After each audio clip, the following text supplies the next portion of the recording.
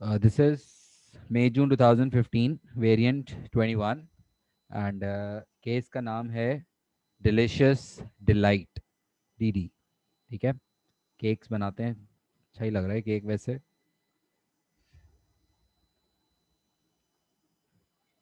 David is a successful entrepreneur. He set up Delicious Delights as a private limited company 10 years ago in Country X. David invested all of his own savings when he set up DD, and he is still the major shareholder. David is the managing director and works 7 days a week. उफ भाई बहुत काम करता है. The company has increased profits every year as David develops a new range of cakes each year.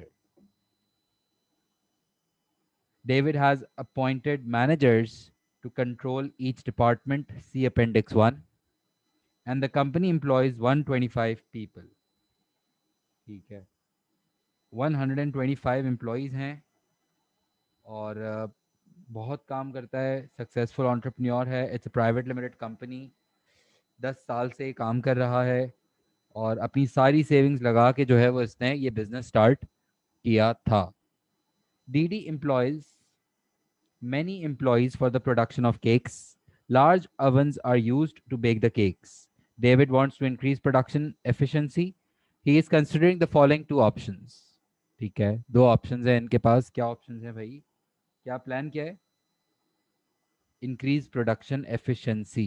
Efficiency बढ़ाना चाहता है. Efficiency का मतलब होता है प्रोडक्टिविटी बढ़ाना चाहता है.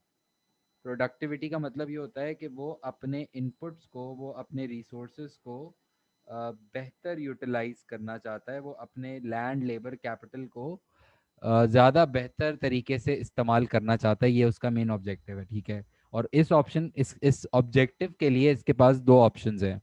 क्या दो ऑप्शंस हैं? Option A and option B. Option A क्या कह रहा है? Provide more training for the existing production employees. This would involve on the job training provided by the most experienced employees. David estimates efficiency would increase by 10%. Nice, okay.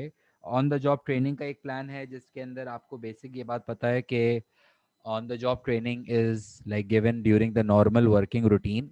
इसमें ज़्यादा financial involvement नहीं होती. पैसों की involvement ना होने के साथ साथ आपका काम भी ज़्यादा डिस्टर्ब नहीं होता है. लेकिन बहुत ज़्यादा स्पेशलिस्ट स्किल्स जो है वो शायद नहीं सीख सकते हैं अगर हम लोग ऑन द जॉब पे होते हैं तो. खैर, हमारे एक्सपीरियंस बंदे हैं, 10 साल से हम काम कर रहे हैं. We must have a lot of senior employees, तो अच्छी बात है, ये भी एक अच्छा सीन है. ऑप्शन बी क्या है? Change the production process to an automated production line. ठीक है, this would require an investment of $8 million and only 10 employees will be required to operate the machinery. The other production employees would be made redundant. ठीक है, of the job training would be required for the remaining 10 employees. ठीक है, जो production staff है हमारा उसमें सिर्फ अब हमें कम बंदे चाहिए होंगे बिकॉज जाहिर है फिर machines would be replacing the employees and machines जो है वो जाहिर है अगर इंसान को रिप्लेस करती हैं तो रिडंडेंसी का एक बड़ा प्रॉब्लम आएगा क्योंकि लोगों को निकालेंगे तो जो रिमेनिंग एम्प्लॉयज़ हैं, रिमेनिंग एम्प्लॉयज़ जो हैं वो भी हमारे बड़ा इनसिक्योर फील करना शुरू कर देंगे. वो भी डरेंगे कि यार पता नहीं आज बाकी इन लोगों को निकाला है, शायद कल हमें निकाल दें. ठीक है, और दो रास्ते हैं इसमें. पैसे काफ़ी लग जाएंगे, ऑफ द जॉब ट्रेनिंग में भी अगेन पैसे लगेंगे, अच्छा खासा फाइनेंशियल इन्वॉल्वमेंट होगा, लेकिन एफिशिएंसी जैसे उसमें 10% बढ़ी है, इसमें कितनी बढ़ी है यार, इसने नहीं बताया ना.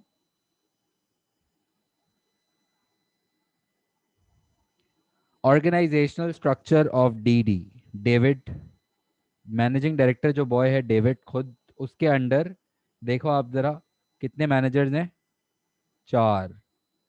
और आपने यही चार डिपार्टमेंट्स पढ़े ना, operations manager, finance manager, marketing manager, human resources manager. ठीक है, ये चार मैनेजर्स हैं इसके अंडर. मैं ये भी कह सकता हूँ कि डेविड का जो स्पैन ऑफ कंट्रोल है it's 4. The span of control is 4. और ऑपरेशंस मैनेजर के अंडर कितने एम्प्लॉयज़ हैं? 100 प्रोडक्शन एम्प्लॉयज़ हैं, उसमें से 90 एम्प्लॉयज़ को रिडंडेंट करना पड़ेगा, क्योंकि इसने कहा था कि सिर्फ 10 एम्प्लॉयज़ रह जाएंगे अ, अगर हम ये नई मशीन लाते हैं। तो like making 90 employees redundant is a huge decision, no. अच्छा, फाइनेंस मैनेजर के अंडर 10 लोग रिपोर्ट कर रहे हैं, मार्केटिंग मैनेजर के अंडर 8 एम्प्लॉयज़ रिपोर्ट कर रहे हैं, और एचआर मैनेजर के अंडर 3 एम्प्लॉयज़ रिपोर्ट कर रहे हैं। ठीक है, स्ट्रक्चर क्लियर आ गया, काफ़ी सारे एम्प्लॉयज़ हैं इनके पास। ओके, वैसे अगर हम लोग काउंट भी करें ना, देखो ये 100 एम्प्लॉयज़, 100 + 10 एम्प्लॉयज़ +8 एम्प्लॉयज़ +3 एम्प्लॉयज़, ये हो गए मेरे पास कितने? 110, 118, 121 ये हो गए, और ये 4 मैनेजर्स। तो टोटल एम्प्लॉयज़ कितने हो गए? 125। वी हैव 125 एम्प्लॉयज़, और इसने ये देखो यहाँ लिखा भी था कि 125 एम्प्लॉयज़ हैं। These 125 employees are basically organized in this structure, इसको ही कहते हैं ना हम लोग ऑर्गेनाइजेशन स्ट्रक्चर। ठीक है, और अपेंडिक्स 2 में मुझे क्या इन्फॉर्मेशन दी हुई है? Let's see, financial information from DD balance sheet. Financial information में मुझे क्या दिया हुआ है, ज़रा चेक करते हैं। Non current assets, current assets, non-current assets have remained the same over the period of time, over the like 1 year. Current assets भी सेम रहे हैं, ओके। इन्वेंट्रीज देखो ज़रा 500 से कम होके 300 पे चले गई हैं। हम लोग ने केक्स की इन्वेंट्री अब कम होल्ड करना शुरू कर दी है, पता नहीं क्यों। करंट लायबिलिटीज 500 से बढ़ के 600 पे जा चुकी हैं, okay. Not a good change. We need to find out that why is this happening, why the current liabilities are increasing. Current ratio जो है वो 2 था लास्ट ईयर, और एसिड टेस्ट रेशो जिसका दूसरा नाम आप लोगों ने पढ़ा है क्विक रेशो, क्विक रेशो है 1। क्या हम इस साल के current ratio and acid test ratio निकाल सकते हैं? आपको फॉर्मूलाज पता है? करंट रेशो का फॉर्मूला आपने पढ़ा है current assets upon current liabilities, और एसिड टेस्ट रेशो का फॉर्मूला आपने पढ़ा है current assets minus closing inventory upon current liabilities, है ना। तो अगर मुझे करंट रेशो निकालना है 2014 का, तो करंट एसेट्स दिए हुए हैं मुझे 1000 अपॉन करंट लायबिलिटीज दी हुई हैं मेरे पास 300। तो 1000/300 इज 3.3, आई थिंक, है ना। Yes, 3.3 ratio 1। नो, अच्छा मैंने इन्वेंट्री माइनस कर दिया, सॉरी, 600 है, सॉरी। ठीक है, तो यहाँ पे 600 आ जाएगा। तो 1000/1.66 is to 1। And quick ratio निकालने के लिए करंट एसेट्स 1000 के करंट एसेट्स उठाए, माइनस इन्वेंट्री 300 की उठाई, अपॉन करंट लायबिलिटीज 600 उठा ली मैंने, आई यूज दीज। तो this will be 700/600, and asset test ratio हो जाएगा 1.16 रेशो 1। नहीं नहीं नहीं, इन्वेंट्री जो है वो इंक्लूडेड होगी। करंट एसेट्स, अगर सिर्फ करंट एसेट्स लिखा है तो इसके अंदर अजम्पशन ये होती है कि इसमें इन्वेंट्री वगैरह सब कुछ इंक्लूडेड है। ठीक है, करंट एसेट्स का मतलब होता है उसमें सब कुछ होगा।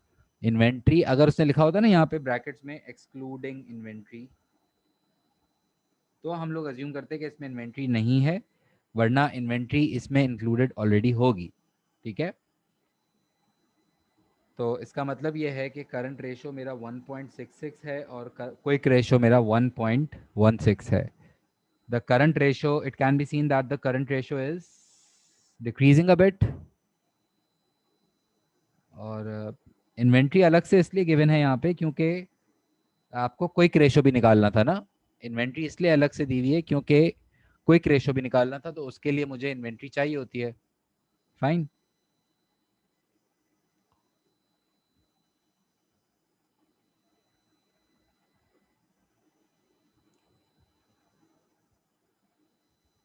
करंट रेशो मेरा थोड़ा सा कम हो गया है।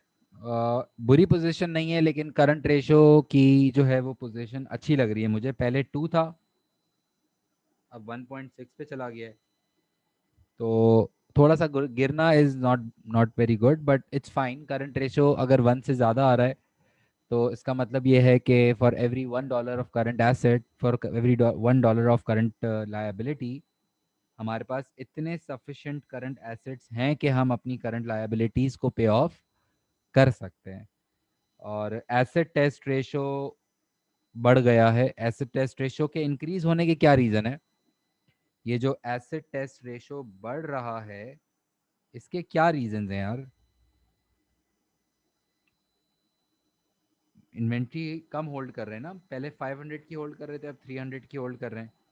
तो जब इन्वेंट्री हम कम होल्ड करेंगे तो जाहिर सी बात है हमारा जो एसेट टेस्ट रेशो है वो, क्योंकि देखो ना 300 माइनस हो रहा है, पहले 500 माइनस हो रहा होगा। तो इन्वेंट्री कम होने की वजह से भी हमारा एसेट टेस्ट रेशो इम्प्रूव हो जाता है। और लायबिलिटीज़ तो बढ़ रही हैं, डेफिनेटली लायबिलिटीज़ बढ़ रही हैं। ठीक है। Appendix 3।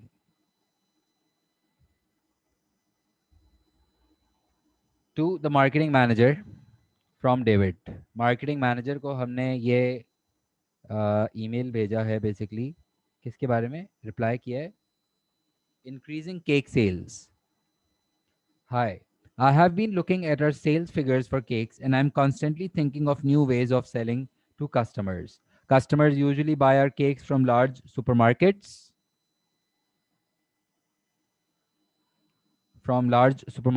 and small food shops, but I think we could start to sell our cakes directly to customers using e-commerce. There are many cost savings to be made from using e-commerce, but would this be a suitable method for our cakes? Uh, ठीक है, ये e commerce लाने का सोच रहा है। और ठीक है, ऑनलाइन के ऊपर जा रहे हैं बेसिकली। और अगर हम ऑनलाइन जाते हैं, ई कॉमर्स पे जाते हैं, तो yes there will be a lot of benefits, because उसमें आप के लिए एक फ्री फॉर्म ऑफ प्रमोशन हो जाता है, टारगेट ऑडियंस आपकी बहुत ज़्यादा हो जाती है। और प्लस उसके बाद कस्टमर्स के लिए बहुत कन्वीनियंट हो जाता है ख़रीदना। लेकिन आपको शायद ये भी पता होगा कि ई कॉमर्स का प्रॉब्लम ये होता है कि उसमें आपको अच्छी वेबसाइट बनाना, उसको मेंटेन करना, फिर उसके बाद लोगों को डिलीवर करना, पेमेंट्स ऑनलाइन प्रोसेस करना, इसमें तो बेसिकली ये टेंशन की बात है, क्योंकि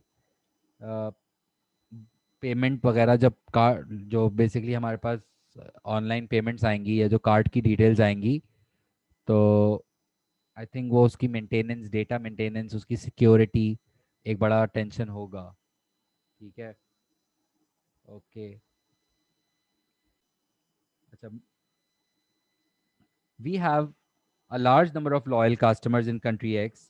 However, our competitors are starting to sell cakes in large quantities to supermarkets in other countries. Would this be a better way of increasing sales than using e-commerce? Okay, so ये कह रहा है दो options हैं हमारे पास। या तो हम दूसरे कंट्रीज में जा सकते हैं, या हम लोग ई कॉमर्स कर सकते हैं। बेसिकली वो सेल्स बढ़ाना चाह रहा है। अब इसके पास दो रास्ते हैं, या तो वो इंटरनेशनल चला जाए या वो ऑनलाइन उस पर चला जाए। Let me know what you think. Definitely सवाल आएगा कि अब बताओ भाई क्या करना चाहिए। तो दोनों के प्लस माइनस हो सकते हैं, we will discuss, but let's just take out the key application points. क्या क्या मेन एप्लीकेशंस हैं? 10 साल से ऑपरेट कर रहे हैं, it's a private limited company. और पॉइंट्स आने दो। इसके अलावा केक्स में हम डील करते हैं, और Country X, definitely easy application, 125 employees. और इसके अलावा वेल नोन, सही है। एफिशिएंसी बढ़ाने का प्लान चल रहा है, और इसके लिए एफिशिएंसी बढ़ाने के लिए क्या सीन था? एफिशिएंसी बढ़ाने के लिए दो ऑप्शंस थे, एक तो हम मशीन्स ला सकते हैं और दूसरा ऑन द जॉब ट्रेनिंग करवा सकते हैं ना। 10 years लिख लिया, ठीक है। David is the major shareholder, yes, David is the major shareholder. Redundancies होंगी इसकी वजह से, ठीक है। इसके लिए इन्वेस्टमेंट चाहिए $8 million की, और डेविड ने सारी इन्वेस्टमेंट खुद करी थी, ओन सेविंग्स, ठीक है। और इंटरनेशनल और ई कॉमर्स, ये दो ऑप्शन सोच रहे हैं।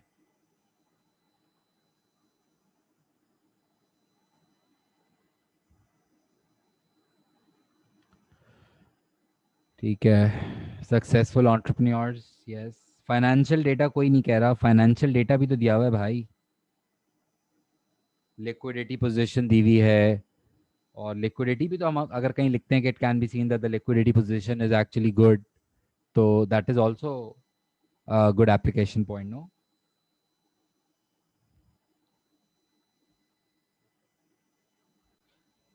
Okay, so let's go to question number 1. Identify and explain two characteristics David needs to be a successful entrepreneur. Identify and explain two characteristics David needs to be a successful entrepreneur. He needs to be optimistic, he needs to be innovative, he needs to be a good communicator. Yes, good point. He should be hardworking, he should be risk taker. David should be a good risk taker. ठीक है? David should be David should be a creative person. ठीक है। देखो, अगर मैं risk taker लिखता हूँ तो आप पहले जो है वो समझाओगे कि ही रिस्क टेकर में क्या समझाएंगे? That he should be able to take risks, should not be afraid of making decisions, है ना? डरना नहीं चाहिए हर वक्त, अगर डरता रहेगा तो बड़े डिसीजंस कैसे लेगा?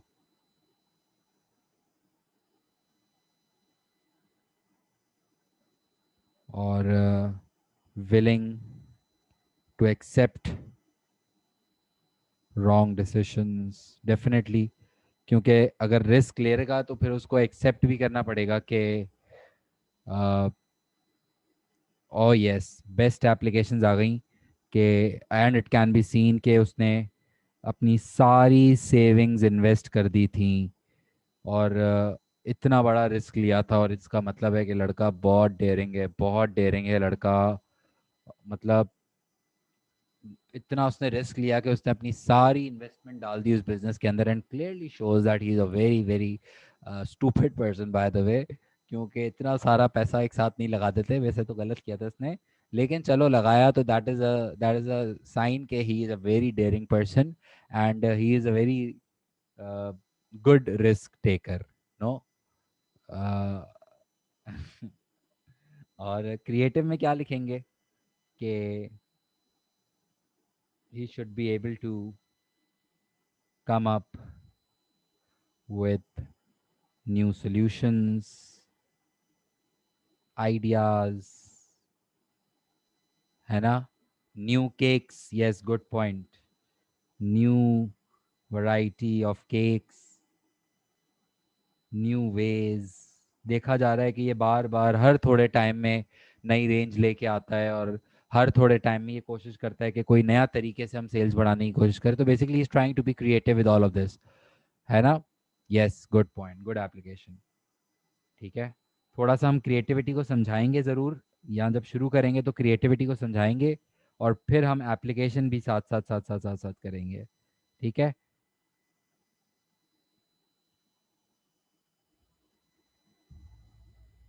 अदर डेजर्ट्स में भी, यस। ठीक है, गुड गुड पॉइंट्स। समझ आ रहा है? Part B. David has appointed a manager to control each department as shown in Appendix 1. Identify and explain three management functions of the operations manager. Okay, okay, operations manager, Unit 4. David has appointed a manager to control each department as shown in Appendix 1. Identify and explain three functions of the operations manager. Which do you think is the most important management function? ठीक है। सबसे बड़ा function इसका होता है quality control. Definitely good point. क्योंकि इसका main मकसद होना चाहिए कि no no no no, motivation तो एचआर का काम होता है, रिक्रूटमेंट एचआर का काम होता है। हमें यूनिट 4 में जो पढ़ा है ना वो पढ़ना है, लिखना है। मतलब ऑपरेशंस मैनेजर एक तो क्वालिटी कंट्रोल करता होगा, जिसमें इस बात का वो ख्याल रखता होगा कि चलो मैं जो है वो लाइंस पे लिख देता हूँ, आप लोग लाइंस पे नहीं लिखना, ठीक है, ताकि आप लोग बाद में लिख सको। One of the functions will be quality control, है ना। गाइडिंग एम्प्लॉयज नो, वो एचआर का काम होता है। गाइडिंग एम्प्लॉयज नो भाई, नहीं। Delegation no. Productivity yes. भाई हमें ऑपरेशंस, भाई जो जो यूनिट 4 में पढ़ा है, operations manager will be responsible for efficiency. जो जो यूनिट 4 में पढ़ा है, 4 में पढ़ा है, 4 4 4 4 4, क्या क्या काम ऑपरेशंस मैनेजर कर रहा होगा। Operations manager will be responsible for inventory management. Inventory location decision भी लिख सकते थे, यस। हाँ बिल्कुल, अपेंडिक्स 1 से हम लिंक भी करेंगे कि इन्वेंट्री होल्डिंग का कम डिसीजन लिया है इसने। देखो जो जो आपने यूनिट 4 में पढ़ा है, 4 में पढ़ा है, ठीक है। और क्या काम करता है ये, प्रोडक्शन लाइन की मैनेजमेंट के फ्लो प्रोडक्शन, यस बिल्कुल, जो मशीन वगैरह आएगी उसको देखना। और क्या पढ़ा है आपने, लोकेशन के को अगर कोई डिसीजन होते हैं तो वो ऑपरेशंस मैनेजर के होते हैं, है ना। अगर टेक्नोलॉजी, यस ये मैं भूल गया लिखना, ये भी लिख सकते थे आसानी से। अगर कोई टेक्नोलॉजी लेके आ रहे होते हैं तो उसकी इम्प्लीमेंटेशन जो है वो ऑपरेशंस का काम होता है। प्रोडक्शन में लीन प्रोडक्शन टेक्निक्स लेके आने का काम ऑपरेशंस का होता है, ठीक है। रिसोर्सेज रिलेटेड प्लानिंग होती है, वो काम करता है। वो सारे काम जो यूनिट 4 में पढ़ते हैं, प्रोडक्ट मार्केटिंग का काम होता है, ठीक है। और आप एक एक फंक्शन में बात करोगे कि क्वालिटी अश्योर करना, इस बात का ख्याल रखना कि कस्टमर की जो एक्सपेक्टेशंस हैं उसको पूरा करना, और कस्टमर एक्सपेक्टेशंस के हिसाब से आपके प्रोडक्ट की क्वालिटी का होना, डिफेक्ट उसमें ना होना, केक्स जो है वो उसकी फ्रेशनेस मेंटेन करना, ये सारा काम ऑपरेशंस देखता है। Method of production, yes. अच्छा, एक कंफ्यूजन ये आ रही है कि location place element, location decision होता है कि हमारी दुकान कहाँ पे लोकेट करें। प्लेस तो ये होता है कि हमारा प्रोडक्ट पहुंचेगा कैसे, क्या हम होल सेलर यूज़ करेंगे या ये सब, वो अलग होता है। प्लेस होता है that how my product is going to reach my customer, ठीक है। अच्छा, एफिशिएंसी में क्या होगा कि वो रिसोर्सेज को अच्छे से इस्तेमाल करे, वेस्टेज लेवल्स को कम से कम रखे, है ना। और टाइम को अच्छे से अच्छे इस्तेमाल करे, ताकि वो अपनी एवरेज कॉस्ट बिजनेस की जो है वो, economies of scale, diseconomies भी लिख सकते थे वैसे, ठीक है। और इन्वेंट्री मैनेजमेंट के अंदर ओवर स्टॉकिंग ना करे, क्योंकि ज़ाहिर है वो फ्रेश नहीं रहेंगे केक्स वगैरह। अंडर स्टॉकिंग ना करे, ज़रूरत से कम भी स्टॉक ना हो कि उनकी प्रोडक्शन में कोई मसले आए या उनकी प्रोडक्शन में कोई डिस्टरबेंस आना शुरू हो जाए। ठीक है। कंक्लूजन्स आप लोग सोचेंगे, कंक्लूजन्स मैं नहीं बताऊंगा ताकि आप लोग ज़रा सा अच्छे से कंक्लूजन सोच सकें, सिचुएशन से कनेक्ट करने की कोशिश करेंगे। Yes you are right, you are writing. Lean production techniques के अंदर जो है वो काइजन लेके आना, जिसमें एम्प्लॉयज़ को इन्वॉल्व करना, या लेट्स जस्ट इन टाइम लाके इन्वेंट्री को कम से कम होल्ड करना, इसको कहते हैं लीन प्रोडक्शन, है ना।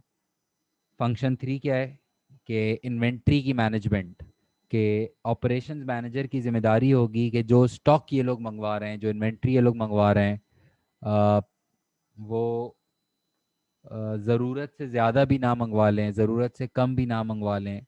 इतनी इन्वेंट्री मंगवाएं जितनी इनको प्रोडक्शन में ज़रूरत है, कि इनकी प्रोडक्शन रुके भी ना और फजूल की जो है वो स्टोरेज कॉस्ट भी ना आए हमारे ऊपर। ठीक है। मोस्ट इम्पॉर्टेंट फंक्शन, यस, कोई भी आप लिख सकते हो। आई थिंक एफिशिएंसी वाला लिखेंगे ज़्यादातर स्टूडेंट्स, क्योंकि वो लोग एफिशिएंसी के लिए बहुत काम भी कर रहे थे अभी। तो अभी फ़िलहाल ऑपरेशंस मैनेजर का आई थिंक सबसे इम्पोर्टेंट जो रोल होगा वो एफिशिएंसी की तरफ काम करना ना।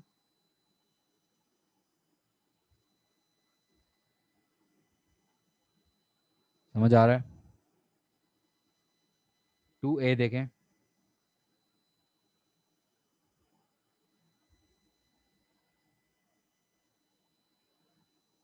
Identify and explain 2 ways in which marketing is important for DD. Identify and explain 2 ways in which marketing is important for DD. Marketing department, I'll send the PDF. Yes, definitely I'll send the PDF. Marketing important होता है ताकि आप sales बढ़ा सकें, brand image improve कर सकें। Good point. Online marketing अगर e commerce पे जाना है उसके लिए, एडवर्टीजमेंट के लिए इम्पॉर्टेंट होता है, मार्केट में अच्छे कंपटीशन लाने के लिए इम्पॉर्टेंट होता है, मार्केट रिसर्च करके। Yes, you have to identify what marketing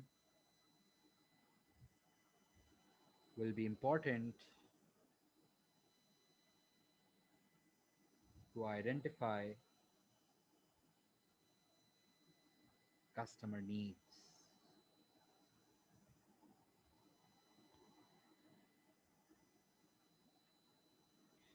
ठीक है। मार्केटिंग क्यों will be important to identify customer needs, क्यों? क्योंकि फिर वो लोग मार्केट रिसर्च कर रहे होंगे, लोगों के टेस्ट हैबिट्स के ऊपर पता कर रहे होंगे, तो उनको पता चल जाएगा कि किस तरह के फ्लेवर्स, किस तरह के जो केक्स हैं उनको बनाने चाहिए, कौन सा ऐसा फ्लेवर होगा जो मार्केट में ज़्यादा सक्सेसफुल होगा, है ना। तो उससे बेसिकली प्रॉफिटेबिलिटी के चांसेस ज़्यादा हो जाते हैं। नीश मार्केटिंग बहुत इनडायरेक्ट हो जाएगा। बेसिक डायरेक्ट पॉइंट लिखो, direct. I think marketing will be important,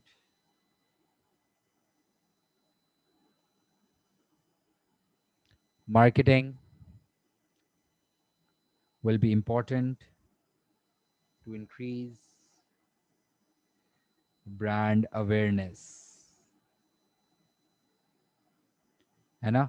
brand awareness के लिए ये लोग क्या करते होंगे, ये लोग प्रमोशनल कैंपेन्स डिज़ाइन करते होंगे, जिससे ब्रांड की जो आइडेंटिटी है या जो ब्रांड इमेज है या जो ब्रांड नेम है वो ग्रो करता है। तो बेसिकली उससे कस्टमर जो है वो ज़्यादा कॉन्फिडेंट होते हैं उस प्रोडक्ट के बारे में, वो ट्रस्ट करते हैं हमारे प्रोडक्ट के ऊपर, और जिसकी वजह से डेफिनेटली जब वो, अरे यार बहुत अच्छा पॉइंट, जब वो इंटरनेशनल अगर जाने का सोच रहा था ना, तो इंटरनेशनल मार्केट में एंट्री मारना जो है वो थोड़ा लेस रिस्की हो जाता है। इससे प्रॉब्ली अगर हमारी ब्रांड आइडेंटिटी अच्छी होती है, प्रमोशनल डील्स ऑफर करते हैं, कैंपेन्स ऑफर करते हैं। इंपॉर्टेंस बतानी है, याद रहे मुझे इंपॉर्टेंस बतानी है, तो इंपॉर्टेंस के वक्त मैं इस इंपॉर्टेंस के ऊपर फोकस्ड रहूँ। कि why is it important to establish a brand name, why is it important to establish a brand awareness for your product. ठीक है.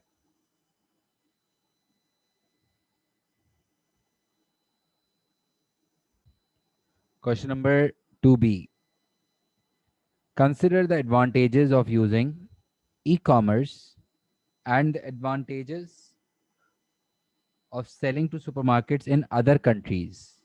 Recommend which way DD should use to increase sales. Justify your answer. Okay, सिर्फ advantages बताने. E commerce के advantages क्या होंगे? E commerce के advantages: easy to target audience,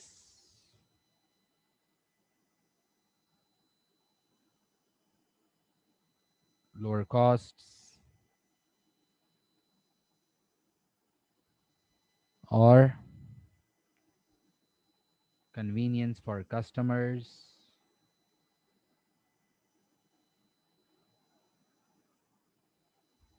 ठीक है. Direct interaction becomes possible. जो भी आप एडवांटेज लिखेंगे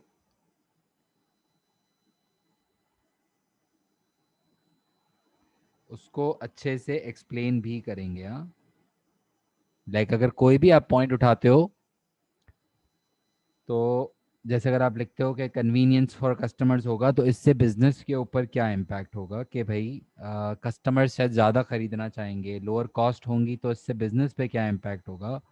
जो भी आप पॉइंट लिख रहे होंगे याद रहे कि आप लोग उस बिजनेस के ऊपर क्या इम्पैक्ट होगा वो ज़रूर बताएंगे. Not just maximum 2 to 3 points, 2 to 3 points, not more than that. Well explained, well explained. Direct interaction ऐसे कि जब वो बंदा ऑनलाइन परचेजिंग करता है तो उसकी जो डिटेल्स हैं या जो फीडबैक है वो भी डायरेक्टली रिकॉर्ड किया जाता है. ठीक है. एक एडवांटेज नहीं, 2 to 3 एडवांटेजेस लिखेंगे. Well explain. 2 एडवांटेजेस अगर आप लिखते हो जगह बचती है तो तीसरा भी डाल देंगे. लेकिन जो भी आप पॉइंट लिखोगे उस पे आप रुक के बात करोगे. लेट्स से अगर आप लिखते हो one of the advantages of e commerce is that it will offer convenience for the customers. This is because the customers can just click and buy from homes and it will be delivered to the doorsteps. As a result, they might be willing to buy more often from the websites, leading to increase in sales. ठीक है. मतलब आप जो भी point लिखोगे उसको पूरा मतलब डेप्थ में जाके समझाओगे. हाँ, अलग अलग मतलब ई कॉमर्स के 2 पॉइंट्स प्रॉपरली एक्सप्लेन्ड. ठीक है. Selling to supermarkets in other countries के नहीं नहीं, डीडी से तो लिंक करेंगे ना आप. कंट्री एक्स और कुछ ना कुछ लिखते जाएंगे. एप्लीकेशन तो साथ साथ चलेंगे. ठीक है. और आपके selling to supermarkets in other countries maybe trade barriers. लेकिन ट्रेड बैरियर्स तो डिसएडवांटेज हो जाएगा, हमें एडवांटेज लिखना है. रिस्क डाइवर्सिफाई हो जाएगा नए कंट्रीज में, क्योंकि अगर हम लोग कंट्री एक्स में कुछ प्रॉब्लम्स में भी फंसते हैं तो वहाँ की हमारे पास एक नया कंट्री होगा जहाँ पे हम सेटल हो सकते हैं maybe. Access to new markets, new customers, और ब्रांड आपका बहुत ग्रो करेगा इंटरनेशनल जाने से, क्योंकि कस्टमर्स भी सोचेंगे कि यार उस दूसरे मुल्क में भी मतलब अगर जो इंटरनेशनली काम करते हैं उनका जनरली ब्रांड बहुत बड़ा हो जाता है. मल्टानेशनल का तो मुझे नहीं पता, मल्टानेशनल प्रोडक्शन वहाँ करेंगे या नहीं करेंगे. लेकिन अगर मल्टानेशनल का हो जाता है तो ब्रांड इनका काफ़ी एडवांटेजेस लिखने हैं. डिसएडवांटेजेस नहीं लिखने, ओनली एडवांटेजेस वेल एक्सप्लेन. और जो भी एडवांटेज लिखेंगे उसको आप पूरा जैसे रिस्क डाइवर्सिफाई के लिख रहे हो, one of the advantages will be that DD will be able to,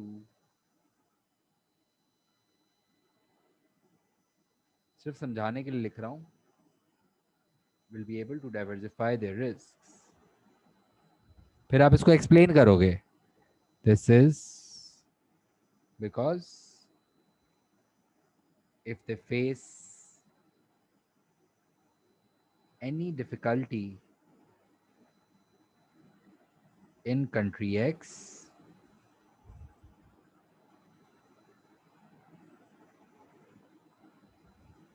if they face any difficulty in country X, then they will have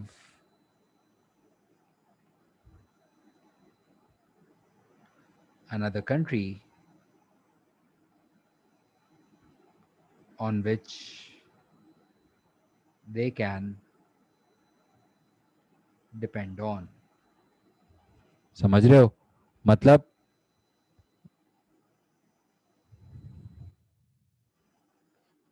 कि वहां भी हम जाके बेचेंगे तो अल्टीमेटली हमारा रिस्क डाइवर्सिफाई हो जाएगा, और अगर कुछ भी प्रॉब्लम हमारे होम कंट्री में आता है तो हम लोग उसको बेहतर तरीके से बर्दाश्त कर सकेंगे, बेहतर तरीके से शायद सरवाइव कर सकेंगे। इकोनॉमीज ऑफ स्केल भी लिख सकते हो, यस बिल्कुल। Getting my point? The point is कि जो भी आप पॉइंट लिखेंगे, जैसे मैंने ये पॉइंट लिखा, उसको प्रॉपरली प्रॉपरली एक्सप्लेन करने के मेन मार्क्स मिलेंगे। सिर्फ पॉइंट लिखने के मार्क्स नहीं मिलते हैं अच्छे। प्रॉपरली एक्सप्लेन्ड, प्रॉपरली कि अगर ये पॉइंट होगा तो इससे इस बिजनेस के ऊपर क्या इम्पैक्ट होगा। क्लियर?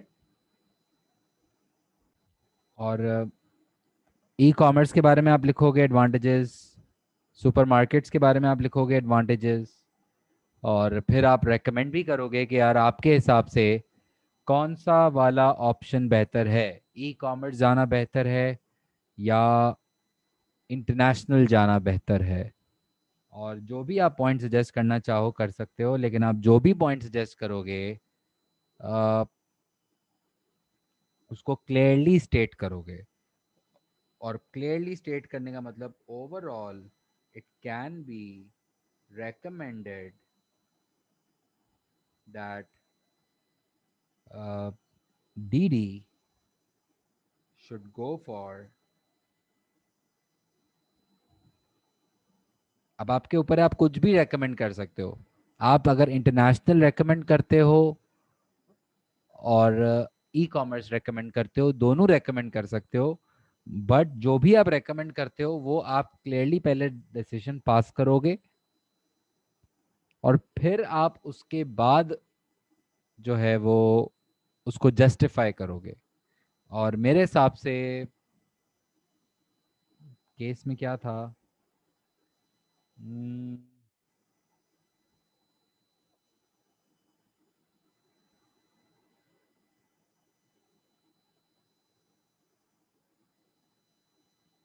आई थिंक इंटरनेशनल भी जा सकते हैं। कॉस्ट आपकी होती है कि वहाँ पे मार्केटिंग करना, वहाँ पे सेटल होना मुश्किल होता है। दोनों रेकमेंड नहीं कर रहे, मतलब इन दोनों में से कोई भी एक चीज़ आप रेकमेंड क्लियरली, मतलब आपके ऊपर है आपको क्या अच्छा लग रहा है, बट जस्टिफिकेशन बेहतर होनी चाहिए। जो भी आप रेकमेंड करो, लेट्स से आप लिखते हो यहाँ पे should go for e commerce, और ऐसा पॉइंट लिखो जो आप आराम से जस्टिफाई कर सको। ठीक है? बिल्कुल मेरे हिसाब से इनको ई कॉमर्स पे जाना चाहिए, वो इसलिए क्योंकि फूड प्रोडक्ट को सिर्फ एक्सपोर्ट कर देना, I think it's a tough job. और ज़्यादा बेहतर होगा कि लॉन्ग रन में वहीं पे अगर वो प्रोडक्शन करके बेचें तो ज़्यादा बेहतर डिसीजन होगा। और प्लस इनका यहाँ पे काफ़ी ज़्यादा लॉयल कस्टमर वाला सीन है। तो फिलहाल इनको पूरा कंट्री एक्स एक्सप्लोर कर लेना चाहिए और पूरा कंट्री एक्स टारगेट कर लेना चाहिए। तो वो ज़्यादा बेहतर डिसीजन होगा मेरे ख्याल से। वैसे अगर आप चाहो कि इंटरनेशनल वाला ऑप्शन रेकमेंड करना चाहते हो, that is also completely fine, you can do that. And you can say कि यार इंटरनेशनल चले जाना चाहिए क्योंकि बहुत ही ज़्यादा वेल सेटल्ड हैं और 10 साल से काम कर रहे हैं, they have now a complete experience, and if they explore new markets this will be the best time. और प्लस वहाँ पे सारे कंपेटिटर्स भी आ चुके हैं, तो हमें अपने कंपेटिटर्स के साथ पहुंचना चाहिए वरना हम मार्केट में पीछे ना रह जाएं। तो ये भी आप लिख सकते हो। लेकिन जो आपको अच्छी जस्टिफिकेशन लगती हो, जिस डिसीजन के साथ आपका ज़्यादा बेहतर पॉइंट समझते हो क्या मैं रेज कर सकता हूँ, तो उसको आप रेकमेंड करेंगे, उसको आप लिखेंगे। ठीक है, जिसकी जस्टिफिकेशन आपको अच्छी आती हो। पॉइंट का खैर पॉइंट का मसला नहीं होता है, आप खुद सोच लेना कि यार ये जस्टिफिकेशन मुझे अच्छी लग रही है इसलिए मैं ये लिख लेता हूँ। समझ आया?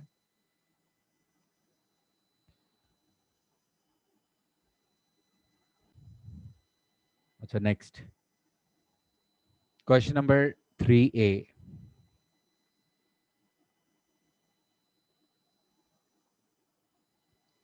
The company balance sheet helps David assess the performance of the business,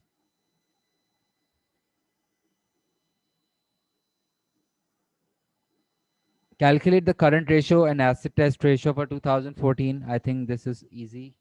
आप लिखेंगे current ratio equals to current assets upon current liabilities,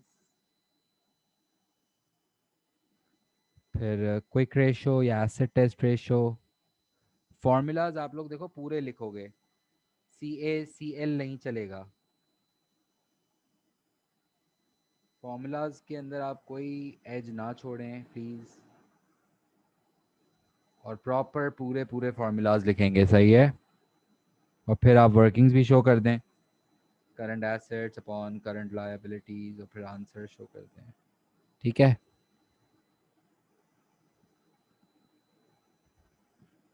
compare your two ratio results with those of 2013। Basically ये कह रहा है कि जो करंट रेशो है और क्विक रेशो है उसको आप कंपेयर करें। और अपेंडिक्स में मैंने देखा था कि करंट रेशो 2 से 1.66 हो गया है, और एसेट टेस्ट रेशो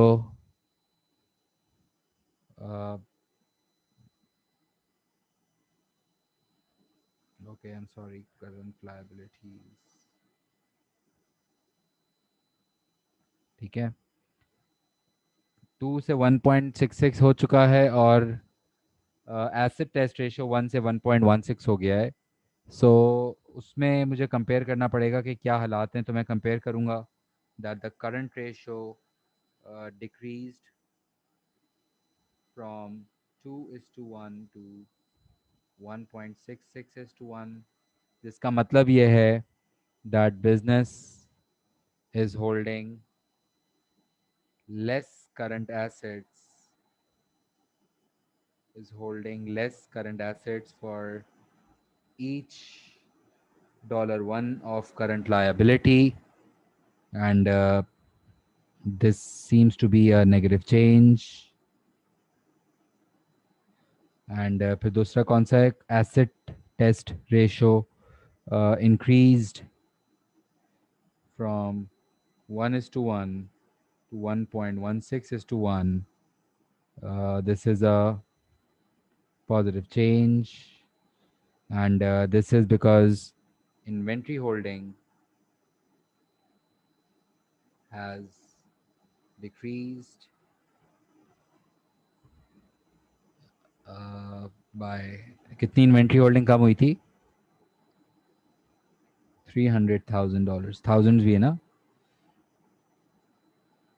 300,000 नहीं, बाय 500 से 300 पे चला गया ना, तो $200,000।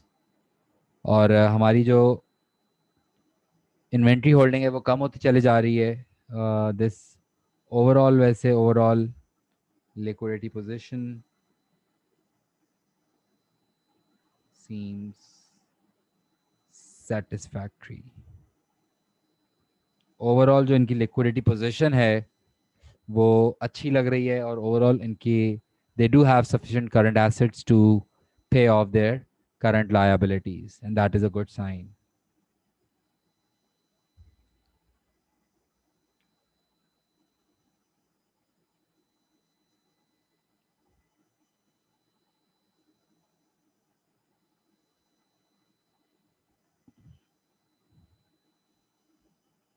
Is it clear? और 3A तक का चलो टारगेट रखते हैं। और आप लोग क्या करोगे, अभी क्लास एंड में करूँगा तो आप लोग इसको 3A तक कम्प्लीटली सॉल्व कर देंगे। कल या परसों जो भी हम नेक्स्ट क्लास रखेंगे उसमें 3B, 4A, 4B, remaining parts हम लोग फिर नेक्स्ट क्लास में फ़ौरन से कंटिन्यू करेंगे। लेकिन आप लोग यहाँ तक 3A तक एटलीस्ट पूरा अटेम्प्ट कर देंगे आज ही, क्लास एंड होने के बाद ही आप 3A तक पूरा अटेम्प्ट कर देंगे ताकि पाइल अप ना हो। ठीक है, इंशाल्लाह I try to keep another class tomorrow maybe, और I let you know the timings, and if you have any queries तो पूछो प्लीज़, आई क्लैरिफाई देम।